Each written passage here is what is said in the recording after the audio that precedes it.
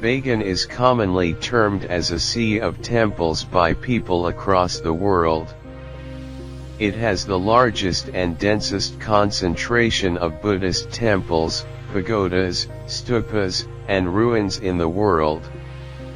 Located in central Myanmar, Bagan is one of the world's greatest archaeological sites. Set amongst thick greenery on the Ayeyarwady river basin with misty mountains at a distance, Bagan will surely enchant you with its mystical appearance. The temples rise above the canopy of trees, presenting a picture-perfect scenery to visitors. Scattered across a vast dusty plain may be seen scores of exotic Buddhist temples.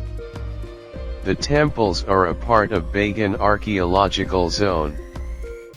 They contain carvings, frescos, and statues of Buddha, which are certainly mesmerizing.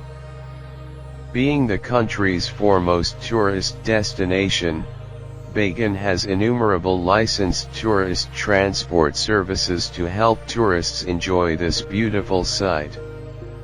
Apart from the temples, visitors can also enjoy a leisure trip on the Ayeyarwady River, Myanmar's lifeline.